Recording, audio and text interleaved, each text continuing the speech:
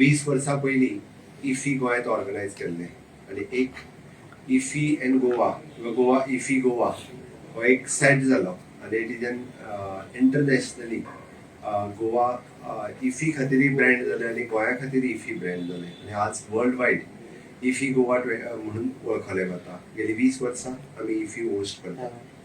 सगळ्यात पयलीं हांव honourable prime minister Narendra Modiji हांकां धन्यवाद करता की तेंच्यांनी वेव्स 2024 होस्ट करपाची संद आमकां दिली आनी आमचे information and broadcasting minister Shri Ashwini Vaishnaw हांच्यांनी आमकां ही संद इफी बरोबर होस्ट करपाची हांगासर ती संद गोंयांत दिली.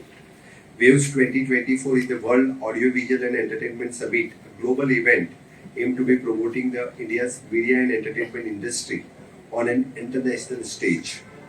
Waves 2024 20 नोव्हेंबरच्यान 24 नोव्हेंबर 5 दीस पॅरलली इफी बरोबर गोंयांत जावपाचो आसा.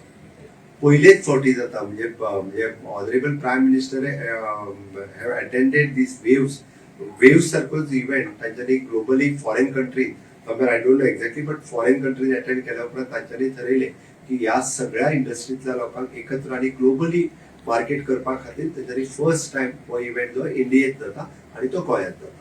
सो डायरेक्ट कनेक्ट जावपाक B2B जेन्ना म्हणटा तेन्ना तांकां डायरेक्ट कनेक्ट जावपाक बिझनेस जे आसा पळय ऑफकोर्स 5 दीस जो आसा पळय it is not only the festival येयले फेस्टिवल पळयले गेले न्ही.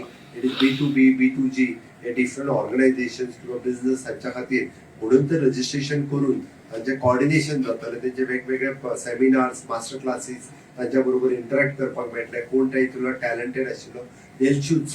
The exclusivity is only with Goa or they'll be tying up with other states also? No, from all over the India, from all over the globe, the people will come. But we are the hosting state. It is not only, anyone can participate. Goa, those who are interested, they can register directly and they can participate in the Waves Festival. Waves जो आसा पळय न्ही already वेबसायटीचेर तेचे registration सुरवात जालां.